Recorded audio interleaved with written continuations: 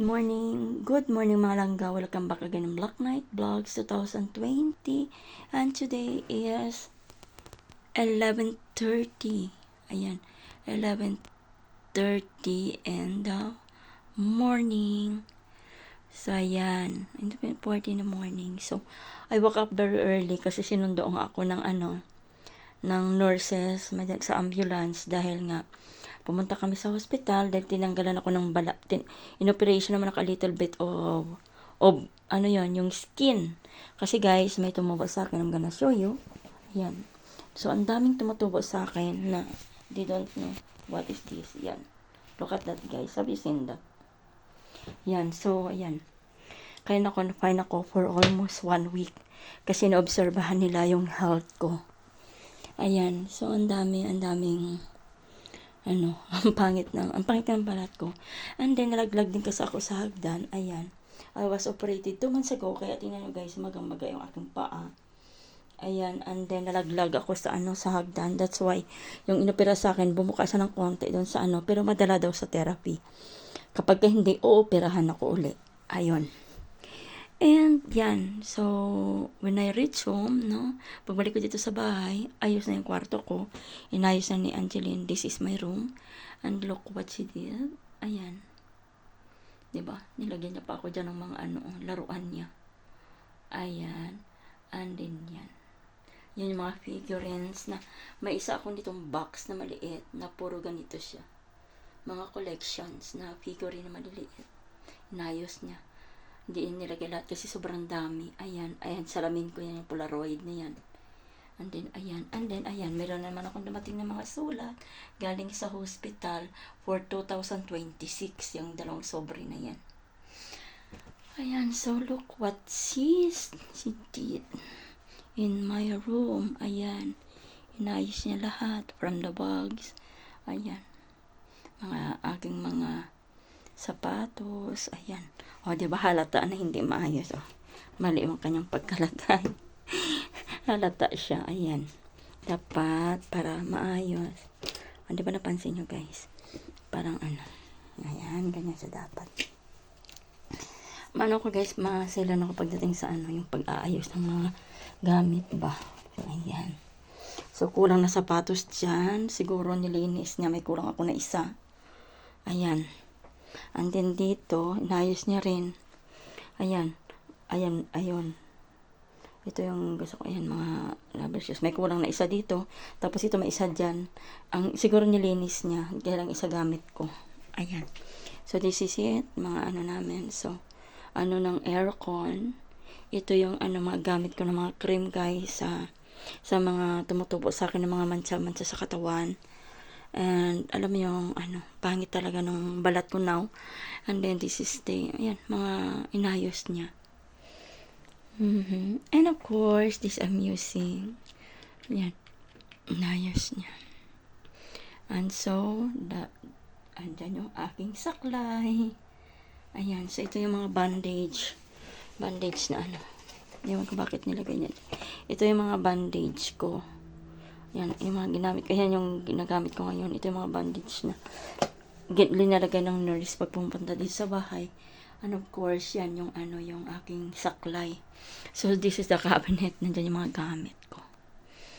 Ayan. Ito yung mga mga personal things ko. Yung mga medyas, mga undies, ganun dyan. So, that's it. So, nilagyan niya rin ako dito ng isang botella na tubig para hindi ako labas. So, let's see. The bathroom. So, dito. Ayan. So, tingnan natin kung anong ginawa niya dito. Ayan. Wow. Nilinis niya rin. May mga labahan. So, tingnan nyo guys kung paano niya nilinis yung aking kwarto, yung aking banyo. Kahit sa lugar meron kaming, yung aso namin, meron kaming relo.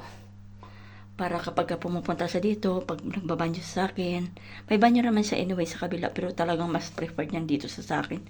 Ayan, inayos niya lahat. Mga ko sa mukha. Ayan. Diba, maganda yung pagkaayos niya. Ito yung yung cream na ginagamit ko sa kilay.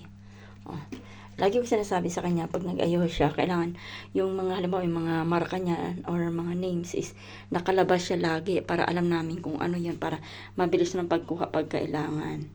So, ito yung ginagamit ko sa mukha, Nivea. And of course, ito sa katawan, ano yan, Poison, no sé, Poisodona. Yan ang ginagamit ko sa katawan. Sobrang bango yan, guys. Ito naman yung sa hair. I-spray mo lang siya. Yan. So, yan. So, mga tuwalyas. Tinanggal niya yung isang tuwalya dyan kasi para siguro linisin. So, ito yung bathroom. Ayaw na buksan yung bathroom. So, that's it. Tingnan nyo, guys, yung ginawa niya. O, diba? Ang ganda ng pagkaayos. Pati yung mga tinupit niya yung yung pang sa tawag yan sa mukha. Mga towel na maliliit na pang ano namin sa mukha. Yan. So, kapag pumapasok siya, pag gusto niya maglinis ng kuha lang siya ng tinupit niya dito.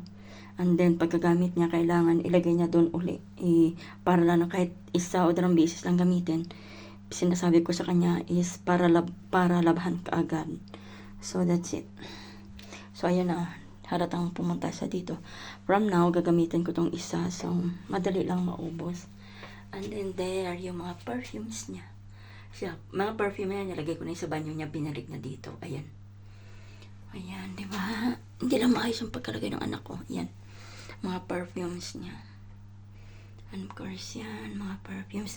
Ito yung guys, yung yung dito pumunta yung kilikili ko yung yung 888. Yan. Yan. So, that's it. Tapos ito yung yung mga foundation na gamit ko. O, diba maganda yung pag-ayos ng aking baby. Tapos nilagyan niya ng halaman dito. So, ito naman yung pamunas namin sa kamay. Ang banyo, yan, mga banyo, mga shampoo namin, yan. O, kita mo nilagay niya sa hindi pa naglilinis yan, hindi pa niya natapos. Ayan, nilagay niya dyan. Kapag nandyan yan sa baba, kasi nililinisin niya pa yan. Ayan, para mamaya, lililinis pa yan sa ayan, yung mga namin. O, diba? So, that's it. Alas 11:35. O, diba? So, yun lang yung mga namin dito. Yan. So, this is our room. This is my room. Lang. O, diba? Inayos niya lahat. So, that's it. It's our room. This is my room. O, diba? Kahit pa paano maasahan ko na yung aking baby. Yan. Thank you so much, guys, for having on my vlog. And I'm not okay. Just asking your prayers. And sana ma-survive ko ito lahat. Na. And akala ko I'm done with these things. Pero hindi ko alam na mayroon namang panibago na akong pagdadaanan. Ayan, thank you. And love. Black is always loving you. Love you guys. Mwah.